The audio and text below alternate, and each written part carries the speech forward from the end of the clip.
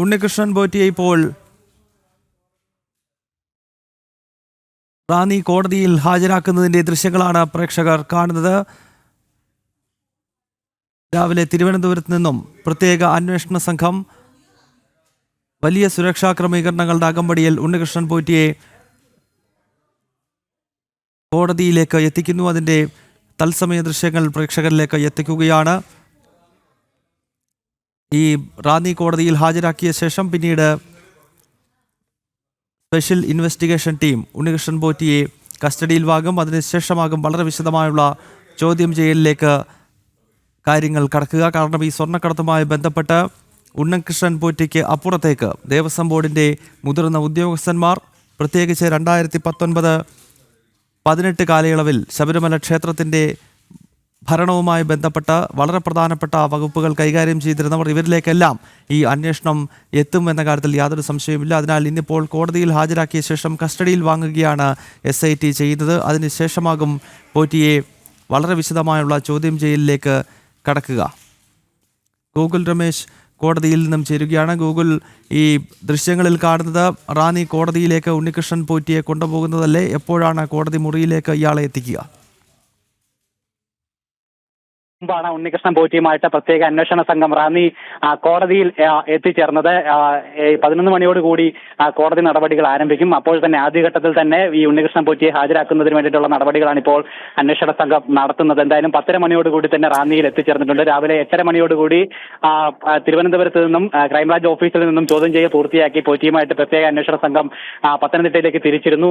10:30 കൃത്യം ഇവിടെ എത്തിച്ചേർന്നു. റാന്നി കോടതിയിൽ നേരിട്ട് എത്തുകയായിരുന്നു. ഇടയ്ക്ക് പത്തനംതിട്ട AR ക്യാമ്പിലോ അല്ലെങ്കിൽ അടൂർ AR ക്യാമ്പിലോ ഇറങ്ങും എന്നുള്ള ഒരു സൂചനകൾ ഉണ്ടായിരുന്നു. പക്ഷെ അങ്ങനെ ഉണ്ടായില്ല. നേരിട്ട് റാന്നി കോടതിയിലേക്ക് തന്നെ ഉണ്ണികൃഷ്ണൻ പോറ്റിയെ കൊണ്ടുവരികയായിരുന്നു ചെയ്തിരിക്കുന്നത്. എന്തായാലും ഇനി 11 മണിക്ക് കോടതി നടപടികൾ ആരംഭിക്കും. അതിനുശേഷം ഉണ്ണികൃഷ്ണൻ പോറ്റിയെ കസ്റ്റഡിയിൽ ആവശ്യപ്പെടാൻ തന്നെയാണ് നിലവിൽ അന്വേഷണ സംഘത്തിന്റെ തീരുമാനം ഇപ്പോൾ ഉണ്ടായിരിക്കുന്നത്. അതായത് നേരത്തെ മുതൽ തന്നെ, അല്ലെങ്കിൽ ഈ കേസുമായി ബന്ധപ്പെട്ട് കൂടുതൽ തെളിവെടുപ്പുകൾ ആവശ്യമുണ്ട്. നേരത്തെ മുതൽ തന്നെ ചോദ്യം ചെയ്യൽ നടപടികൾ നടക്കുന്നുണ്ടെങ്കിൽ കൂടിയിട്ടും ഉണ്ണികൃഷ്ണൻ പോറ്റിയിൽ നിന്നും ഇനിയും വിവരങ്ങൾ ചോദിച്ചറിയേണ്ടതായിട്ടുണ്ട് അന്വേഷണ സംഘത്തിന്. അതുകൊണ്ട് തന്നെ കൂടുതൽ ദിവസം കസ്റ്റഡിയിൽ ആവശ്യപ്പെട്ട് ചോദ്യം ചെയ്യൽ നടപടികളും അതോടൊപ്പം തന്നെ തെളിവെടുപ്പ് നടപടികളും അടക്കം ഇനി പൂർത്തീകരിക്കേണ്ടതുണ്ട്. അതിനു വേണ്ടിയിട്ട് കൂടുതൽ ദിവസം പോറ്റിയെ കസ്റ്റഡിയിൽ ആവശ്യപ്പെടാൻ തന്നെയാണ് അന്വേഷണ സംഘത്തിന്റെ തീരുമാനം. പരമാവധി ദിവസം കസ്റ്റഡിയിൽ ആവശ്യപ്പെട്ടേക്കാനും സാധ്യതയുണ്ട്. 14 ദിവസത്തോളം കസ്റ്റഡിയിൽ വാങ്ങാനായിട്ട് അനുമതിയുണ്ട്. അതുകൊണ്ട് തന്നെ അത്രത്തോളം ദിവസം തന്നെ, പരമാവധി ദിവസം തന്നെ കസ്റ്റഡിയിൽ ആവശ്യപ്പെട്ടുകൊണ്ട് അപേക്ഷ നൽകും എന്നുള്ളതാണ് അന്വേഷണ സംഘത്തിൽ നിന്ന് നമുക്ക് അറിയുവാനായിട്ട് സാധിക്കുന്നത്. എന്തായാലും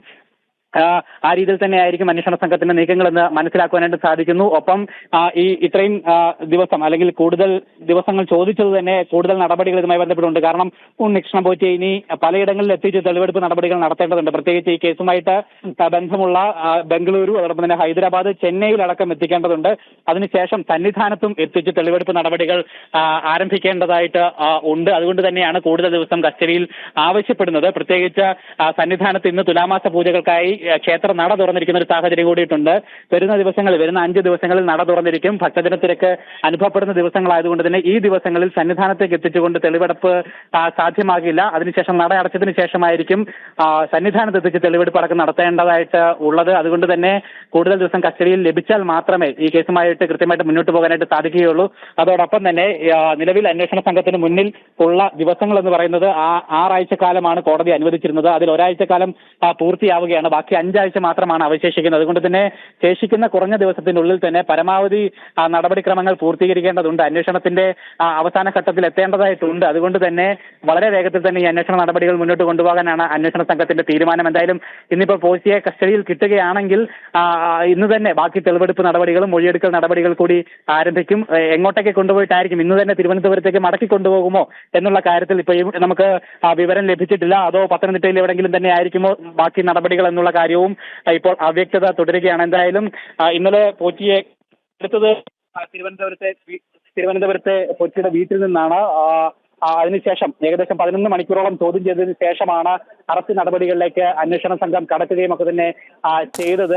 തുടർ നടപടികൾ ഇതുമായി ബന്ധപ്പെട്ട് എവിടെയായിരിക്കും, പത്തനംതിട്ടയിലായിരിക്കുമോ അതോ തിരുവനന്തപുരത്തേക്കായിരിക്കുമോ ഇന്ന് കൊണ്ടുപോവുക എന്നുള്ള കാര്യമാണ് ഇനി പ്രധാനമായിട്ടും നമുക്ക് അറിയേണ്ടതായിട്ട് ഉള്ളത്. എന്തായാലും ബാക്കി മെഡിക്കൽ നടപടികളൊക്കെ തിരുവനന്തപുരത്ത് വെച്ച് തന്നെ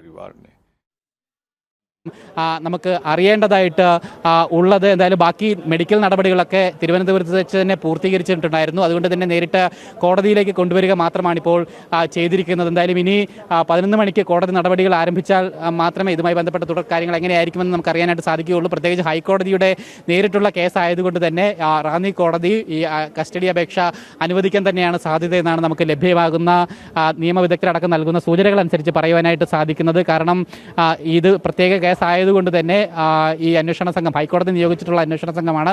ആ അന്വേഷണ സംഘത്തിന്റെ ആവശ്യപ്രകാരം തന്നെ കോടതി നിലകൊള്ളും, അല്ലെങ്കിൽ കോടതി നിലപാടെടുക്കും എന്നുള്ള വിവരങ്ങളാണ് നമുക്ക് ലഭ്യമാക്കുന്നത്. എന്തായാലും ഈ സ്വർണ്ണ കവർച്ച കേസിൽ 2 കേസുകളാണ്, 2 എഫ്ഐആറുകളാണ് അന്വേഷണ സംഘം ഇട്ടിരിക്കുന്നത്. ഒന്ന്, ദ്വാരപാലക ശില്പങ്ങളിലെ സ്വർണ്ണപ്പാളികൾ മോഷണം പോയത്, കവർച്ച ചെയ്തതുമായി ബന്ധപ്പെട്ട കേസ്. 2 എന്ന് പറയുന്നത് ശബരിമലയിലെ ശ്രീകോവിലിന്റെ കട്ടളപ്പടിയിൽ പൊതിഞ്ഞിട്ടുള്ള സ്വർണ്ണപ്പാളികൾ മോഷണം പോയതുമായി ബന്ധപ്പെട്ട്. അങ്ങനെ 2 എഫ്ഐആറുകളാണ്. 2 എഫ്ഐആറുകളിലും ഒന്നാം പ്രതി എന്ന് പറയുന്നത് ഉണ്ണികൃഷ്ണൻ പോറ്റി തന്നെയാണ്. ഒന്നാം പ്രതിയിലേക്കാണ് അന്വേഷണ സംഘം അറസ്റ്റ് നടപടികളിലേക്ക് കടന്നിരിക്കുന്നത്. ഈ കേസ് ഏറ്റെടുത്ത് 5-ാം ദിവസമാണ് പോറ്റിയെ കസ്റ്റഡിയിലെടുത്ത് ചോദ്യം ചെയ്യാനായിട്ട് അന്വേഷണ സംഘം തയ്യാറായത്. 6-ാം ദിവസം പുലർച്ചെ അറസ്റ്റ് നടപടികളിലേക്ക് കടക്കുകയും ചെയ്തിരിക്കുകയാണ്. ഒപ്പം വരുന്ന ദിവസങ്ങളിൽ ഈ ദേവസ്വം ബോർഡ് ഉദ്യോഗസ്ഥർ, അതോടൊപ്പം തന്നെ ദേവസ്വം ബോർഡ് അധികൃതരടക്കമുള്ള ബാക്കി പ്രതികളിലേക്ക് കൂടി അന്വേഷണ സംഘത്തിന് എത്തേണ്ടതുണ്ട്. പക്ഷെ അവരിലേക്കൊക്കെ ഏത് വിധത്തിലായിരിക്കും എത്തുക, അറസ്റ്റ് നടപടികളൊക്കെ ഉണ്ടാകുമോ എന്നുള്ള കാര്യത്തിലൊക്കെ ഇപ്പോഴും അവ്യക്തത തുടരുക തന്നെയാണ്. എന്തായാലും ഉണ്ണികൃഷ്ണൻ പോറ്റിയെ വിശദമായിട്ട് മൊഴിയെടുത്തതിൽ നിന്നും ദേവസ്വം ഉദ്യോഗസ്ഥരുടെ അടക്കം പങ്ക് കൃത്യമായിട്ട് അന്വേഷണ സംഘത്തിന് വ്യക്തമാവുകയും ചെയ്തിട്ടുണ്ട്. അതിന്റെ അടിസ്ഥാനത്തിൽ ഈ ഉദ്യോഗസ്ഥരിലേക്ക് കൂടി അന്വേഷണം നീളുമെന്നുള്ള കാര്യത്തിൽ യാതൊരു സംശയവുമില്ല. എന്തായാലും അവരെ ഏത് വിധത്തിലായിരിക്കും ഈ അന്വേഷണങ്ങൾക്ക് പാത്രമാക്കുക, അറസ്റ്റ് നടപടിയിലേക്ക് കടക്കുമോ എന്നുള്ള കാര്യമൊക്കെ ഇനി വരുന്ന ദിവസങ്ങളിൽ മാത്രമേ അറിയാനായിട്ട് സാധിക്കുകയുള്ളൂ. അതോടൊപ്പം തന്നെ ഉണ്ണികൃഷ്ണൻ പോറ്റി ഈ സ്വർണം നൽകിയെന്ന് പറയപ്പെടുന്ന കൽപേഷ് എന്ന് പറയുന്ന ആളെ കൂടി അന്വേഷണ സംഘത്തിന് കണ്ടെത്തേണ്ടതായിട്ടുണ്ട്. അയാളുടെ വിവരങ്ങളടക്കം ശേഖരിച്ചു എന്നാണ് മനസ്സിലാക്കാനായിട്ട് സാധിക്കുന്നത്. അയാളെയും ഒരുപക്ഷെ വിളിച്ചു വരുത്തി ചോദ്യം ചെയ്യൽ നടപടികളും അറസ്റ്റ് നടപടികളിലേക്കും ഒക്കെ കടന്നേക്കുമോ എന്നുള്ളൊരു കാര്യം കൂടിയുണ്ട്. ഇനി അന്വേഷണ സംഘത്തിന് മുന്നിൽ അവശേഷിക്കുന്ന ഏറ്റവും പ്രധാനപ്പെട്ട കാര്യമെന്ന് പറയുന്നത് ഈ മറ്റു പ്രതികളിലേക്ക് എത്തുക എന്നതിലുപരിയായിട്ട് ഈ തൊണ്ടി മുതൽ എവിടെയെന്ന് കണ്ടെത്തുക എന്നുള്ള ഒരു കാര്യം കൂടിയിട്ടാണ് ഏറ്റവും പ്രധാനമായിട്ടും അന്വേഷണ സംഘത്തിന് പൂർത്തീകരിക്കേണ്ടതായിട്ടുള്ള ദൗത്യം. അതായത് ഈ സ്വർണ്ണ കവർച്ച, ആ കവർച്ച ചെയ്യപ്പെട്ട സ്വർണം അത് എവിടേക്കാണ് പോയത്, ആരാണ് കൊണ്ടുപോയത്, ആരിലൂടെയാണ് പോയത് എന്ന കാര്യങ്ങൾക്കൊക്കെ ഉത്തരം കണ്ടെത്തുക എന്നുള്ളതാണ്. അത് മാത്രമല്ല ഈ തൊണ്ടി മുതൽ കണ്ടെത്തുക എന്നുള്ള ഒരു പ്രധാനപ്പെട്ട ഭാരിച്ച ഉത്തരവാദിത്തം കൂടി അന്വേഷണ സംഘത്തിന് ഉണ്ട്. പോറ്റിയെ ചോദ്യം ചെയ്തതിനടക്കം അതുമായി ബന്ധപ്പെട്ട വിവരങ്ങൾ ലഭ്യമാകുമെന്നാണ് മനസ്സിലാക്കുവാനായിട്ട് സാധിക്കുന്നത്. അന്വേഷണ സംഘത്തിന്റെ ഒരു പ്രതീക്ഷ അങ്ങനെയാണ്. അങ്ങനെയാണെങ്കിൽ കൂടുതൽ ചോദ്യം ചെയ്തതിൽ നിന്നും അത് എവിടെയുണ്ട്, അത് റിക്കവർ ചെയ്യാൻ സാധിക്കുമെന്ന കാര്യങ്ങളിലൊക്കെ ആയിരിക്കും പ്രധാനമായിട്ടും അന്വേഷണ സംഘം ഇനി ശ്രമങ്ങൾ നടത്തുക എന്നാണ് നമുക്ക് മനസ്സിലാക്കുവാനായിട്ട് സാധിക്കുന്നത്. അഥവാ ഈ സ്വർണം അല്ലെങ്കിൽ മോഷണം പോയ സ്വർണം റിക്കവർ ചെയ്യാൻ സാധിച്ചില്ലെങ്കിൽ അതിന് തുല്യമായ മൂല്യമുള്ള സ്വത്തുവകകൾ ഈ പ്രതികളിൽ നിന്ന് കണ്ടുകെട്ടാനുള്ള ഒരു നിയമവ്യവസ്ഥ കൂടി നിലനിൽക്കുന്നുണ്ട്. ആ രീതിയിലേക്ക് എന്തെങ്കിലും നടപടികൾ പോകുമോ എന്ന കാര്യങ്ങളിലൊക്കെയാണ് ഇനി വ്യക്തത വരേണ്ടതായിട്ട് ഉള്ളത്. എന്തായാലും ആ സ്വർണം റിക്കവർ ചെയ്യാൻ വേണ്ടിയിട്ടുള്ള നടപടികളാണ് പ്രധാനമായിട്ടും അന്വേഷണ സംഘം ഇനി ശ്രമിക്കുന്നുണ്ടാവുക എന്ന് നമുക്ക് ഈ ഘട്ടത്തിൽ പറയുവാനായിട്ട് സാധിക്കും. എന്തായാലും വരുന്ന ദിവസങ്ങൾ ഈ അന്വേഷണത്തിൽ ഏറെ നിർണായകമാകും. പ്രത്യേകിച്ച് 5 ആഴ്ച കൂടി മാത്രമാണ് അന്വേഷണ സംഘത്തിന് മുന്നിൽ അവശേഷിക്കുന്നത്. അതുകൊണ്ട് തന്നെ പരമാവധി വേഗത്തിൽ കുറഞ്ഞ ദിവസത്തിനുള്ളിൽ അന്വേഷണം പൂർത്തിയാക്കി അന്തിമ റിപ്പോർട്ട് ഹൈക്കോടതിക്ക് സമർപ്പിക്കുക എന്നുള്ളൊരു ഉത്തരവാദിത്തമാണ് പ്രധാനമായിട്ടും അന്വേഷണ സംഘത്തിന് മുന്നിൽ ഉള്ളത്. ഈ ദിവസങ്ങളിൽ ഈ സ്വർണം കണ്ടെത്തണം, അതോടൊപ്പം തന്നെ മറ്റു പ്രതികളെ ചോദ്യം ചെയ്യുന്ന അടക്കമുള്ള നടപടികൾ അവശേഷിക്കുകയാണ്. അതൊക്കെ ഏത് വിധത്തിൽ പൂർത്തിയാക്കും? നിലവിൽ ഇപ്പോൾ ഒരാഴ്ച പൂർത്തീകരിച്ചിരിക്കുകയാണ്. അനുവദിച്ചിട്ടുള്ള 6 ആഴ്ചയിൽ ഒരാഴ്ച ഇപ്പോൾ പൂർത്തീകരിച്ചു കഴിഞ്ഞിരിക്കുകയാണ്. ഇനി 5 ആഴ്ച കൂടി മാത്രമാണ് അവശേഷിക്കുന്നത്. ആ സമയത്ത് പരിധിക്കുള്ളിൽ നിന്നുകൊണ്ട് ഇത്രയധികം നടപടികൾ അന്വേഷണ സംഘത്തിന് പൂർത്തിയാക്കേണ്ടതുണ്ട്. ഒപ്പം അതോട് അനുബന്ധമായി തന്നെ പല സംഘങ്ങളായി തിരിഞ്ഞുകൊണ്ട് അന്വേഷണ സംഘം അവരുടെ പരിശോധന നടപടികൾ ഇപ്പോൾ നടത്തിക്കൊണ്ടിരിക്കുകയാണ്. കഴിഞ്ഞ ദിവസങ്ങളിൽ ചെന്നൈയിലും ഹൈദരാബാദിലുമൊക്കെ എത്തി അന്വേഷണ സംഘം പരിശോധന നടത്തിയിരുന്നു. സന്നിധാനത്തെത്തി വിവരങ്ങൾ ശേഖരിക്കുകയും പരിശോധന നടപടികൾ നടക്കുകയും ഒക്കെ തന്നെ ചെയ്യുകയും ചെയ്തിട്ടുണ്ടായിരുന്നു. സന്നിധാനത്ത് നിന്നും പ്രധാനമായിട്ടും ഈ 2019 ആ സമയത്തുണ്ടായിരുന്ന ഉദ്യോഗസ്ഥരുടെ ഭാഗത്തുണ്ടായിട്ടുള്ള അല്ലെങ്കിൽ അവരിൽ നിന്ന് രൂപപ്പെട്ടുള്ള രേഖകളൊക്കെ വാങ്ങി പരിശോധിക്കുകയും ഒക്കെ തന്നെ ചെയ്തിട്ടുണ്ടായിരുന്നു അന്വേഷണ സംഘം.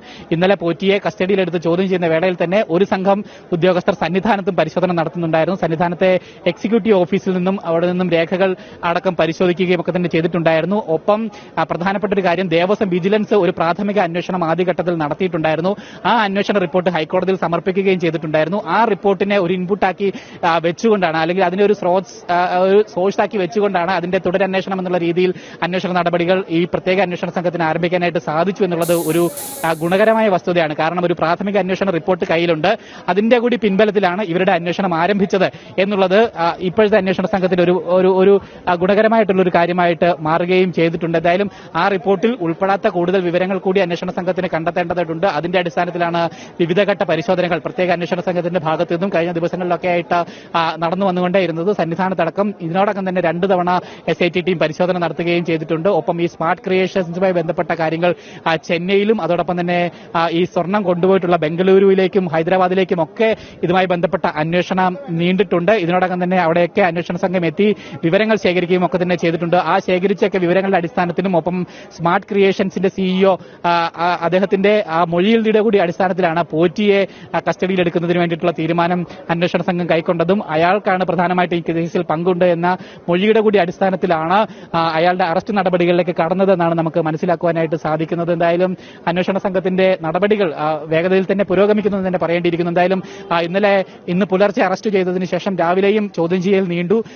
SP ശശിധരൻ അടക്കം അവിടെ എത്തി, ശബരിമലയിൽ നിന്നും അവിടെ എത്തി പോറ്റിയെ കൂടുതൽ സമയം ചോദ്യം ചെയ്തതിന് ശേഷമാണിപ്പോൾ പത്തനംതിട്ടയിലേക്ക് എത്തിച്ചിട്ടുള്ളത്. പത്തനംതിട്ട റാന്നി കോടതിയിലാണ് എത്തിച്ചിരിക്കുന്നത്. റാന്നി കോടതി അല്പസമയത്തിനകം തന്നെ ഈ കേസ് പരിഗണിക്കുമെന്നാണ് നമുക്ക് മനസ്സിലാക്കുവാനായിട്ട് സാധിക്കുന്നത്. എന്തായാലും കസ്റ്റഡി അപേക്ഷയിൽ കുറഞ്ഞ മറ്റു നടപടികൾക്കൊന്നും അന്വേഷണ സംഘം ആവശ്യപ്പെടുന്നില്ല. പരമാവധി ദിവസം കസ്റ്റഡിയിൽ വേണം എന്നുള്ളൊരു ആവശ്യം തന്നെയായിരിക്കും കോടതിയിൽ അന്വേഷണ സംഘം അപേക്ഷ സമർപ്പിക്കുന്നുണ്ടാവുക. എന്തായാലും കോടതി ആ നിലപാടിനോട് അനുഭാവപൂർണ്ണമായിട്ടുള്ള നിലപാട് സ്വീകരിക്കും എന്നുള്ള കാര്യം തന്നെയാണ് നമുക്കിപ്പോൾ ലഭ്യമാകുന്ന സൂചന. അങ്ങനെയാണെങ്കിൽ പോറ്റിയെ കൂടുതൽ ചോദ്യം ചെയ്യലുകൾക്കും കൂടുതൽ തെളിവെടുപ്പടക്കമുള്ള നടപടികൾക്കും വിധേയമാക്കുമെന്നാണ് നമ്മൾ ഈ ഘട്ടത്തിൽ മനസ്സിലാക്കുന്നത്. എന്തായാലും ഇന്നിപ്പോൾ ഈ അറസ്റ്റ് നടപടി അല്ലെങ്കിൽ കസ്റ്റഡിയിൽ ലഭിച്ചു കഴിഞ്ഞാൽ പോറ്റിയെ എങ്ങോട്ടേക്കായിരിക്കും കൊണ്ടുപോവുക എന്നുള്ള കാര്യം കൂടി നമുക്കിനി അറിയേണ്ടതായിട്ട് ഉണ്ട്. ഒപ്പം പോറ്റിയെ ചോദ്യം ചെയ്യുന്നതിനനുബന്ധമായി തന്നെ മറ്റിടങ്ങളിലും സമാന്തരമായി SIT ടീമിന്റെ പരിശോധന നടപടികൾ പുരോഗമിക്കുകയും ചെയ്യുന്നുണ്ടാവും. എന്തായാലും ഓരോ 10 ദിവസം കൂടുമ്പോഴും അന്വേഷണ പുരോഗതിയുടെ റിപ്പോർട്ട് കൃത്യമായിട്ട് ഹൈക്കോടതിക്ക് സമർപ്പിക്കേണ്ടതുണ്ട് അന്വേഷണ സംഘത്തിന്.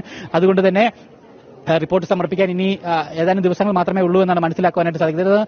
2-3 ദിവസങ്ങൾ മാത്രമേ ഉള്ളൂ. അതിനുശേഷം ഇതുവരെയുള്ള അന്വേഷണത്തിന്റെ റിപ്പോർട്ട് അന്വേഷണ സംഘത്തിന് സമർപ്പിക്കേണ്ടതുണ്ട്. അതുകൊണ്ട് തന്നെയാണ് ഇത്തരത്തിൽ ത്വരിതഗതിയിൽ പോറ്റിയുടെ അറസ്റ്റ് നടപടികളിലേക്ക് കടന്നതെന്നാണ് മനസ്സിലാക്കുവാനായിട്ട് സാധിക്കുന്നത്. ഇനിയൊരു പക്ഷേ അന്വേഷണ സംഘത്തിന്റെ അന്വേഷണം മറ്റു ഉദ്യോഗസ്ഥരിലേക്കും ഈ ദേവസ്വം ബോർഡിന്റെ അധികാരികൾ പ്രത്യേകിച്ച് 2019 ചുമതലയിലുണ്ടായിരുന്ന ദേവസ്വം ബോർഡ് പ്രസിഡന്റും ബോർഡ് മെമ്പർമാരടക്കമുള്ള ആളുകൾ ഈ കേസിൽ പ്രതിയാണ്. സ്വർണ്ണ കട്ടുകൊണ്ടുപോയ കേസിൽ പ്രതിയാണ് ഈ ദേവസ്വം ബോർഡും. അതുകൊണ്ട് തന്നെ അവരിലേക്കൊക്കെ ഏത് വിധത്തിൽ അന്വേഷണം എത്തും എന്നുള്ള കാര്യമാണ് പ്രധാനമായിട്ടും നോക്കിക്കാണേണ്ടത്. ഈ ഒരു രീതിയിൽ അല്ലെങ്കിൽ പോറ്റിയോട് ചെയ്ത അതേ രീതിയിലുള്ള അന്വേഷണം നടപടികൾ ഇവരിലേക്കും ഉണ്ടാകുമോ എന്നുള്ള കാര്യമൊക്കെയാണ് ഇനി നോക്കിക്കാണേണ്ടത്. അതോ അവരെ സംരക്ഷിക്കുന്ന ഏതെങ്കിലും തരത്തിലുള്ള നീക്കങ്ങൾ ഉണ്ടാകുമോ?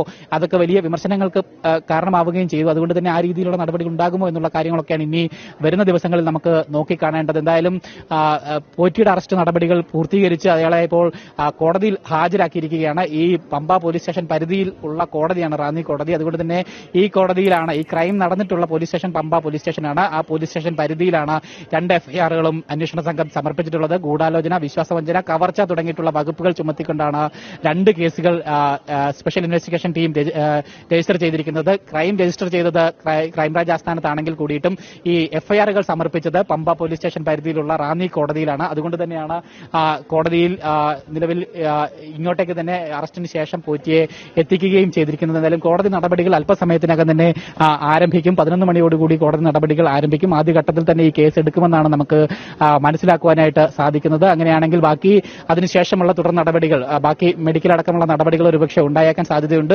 അതിനുശേഷം ഇവിടെ നിന്നും കൊണ്ടുപോകും പോറ്റിയെ. ബാക്കി തുടർ നടപടികളായിരിക്കും ഉണ്ടാവുക. ഒപ്പം സന്നിധാനത്തും ഇതുമായി ബന്ധപ്പെട്ട സുരക്ഷാ ക്രമീകരണങ്ങളൊക്കെ കൃത്യമായിട്ട് ഒരുക്കുകയും ചെയ്തിട്ടുണ്ട്. പ്രത്യേകിച്ച് ഈ വിഷയങ്ങളൊക്കെ നിൽക്കുന്ന സാഹചര്യത്തിലാണ് ഇന്ന് അവിടെ നട തുറക്കുന്നത്. അതുകൊണ്ട് തന്നെ പ്രത്യേക സുരക്ഷ അവിടെ ഏർപ്പെടുത്തിയിട്ടുണ്ട്. മാത്രമല്ല ഈ കഴിഞ്ഞ ദിവസം അവിടെ നിന്നും ഇളക്കി മാറ്റിയിട്ടുള്ള ആ ദ്വാരപാലക ശില്പങ്ങളിലെ സ്വർണ്ണപ്പാളി ഇന്നവിടെ പുനഃസ്ഥാപിക്കുകയും ചെയ്യുന്നുണ്ട്. അത്തരത്തിലുള്ള നീക്കങ്ങൾ കൂടി നടക്കുന്നുണ്ട്. എന്തായാലും വിവിധ തലങ്ങളിൽ ഈ കേസുമായി ബന്ധപ്പെട്ട നടപടികൾ അങ്ങനെ പുരോഗമിച്ചുകൊണ്ടിരിക്കുകയാണ്. ഒപ്പം ഹൈക്കോടതി നിയോഗിച്ചിട്ടുള്ള ജസ്റ്റിസ് KT ശങ്കരന് അന്വേഷണം പൂർത്തിയായിട്ടുണ്ട്. അതിന്റെ റിപ്പോർട്ട് അടക്കം സമർപ്പിക്കാനായിട്ടിരിക്കുന്നു. അങ്ങനെ ആ കേസിന്റെ വളരെ വിപുലമായിട്ടുള്ള നടപടിക്രമങ്ങൾ പല ഭാഗങ്ങളിലായിട്ട് പുരോഗമിച്ചുകൊണ്ടിരിക്കുന്നു.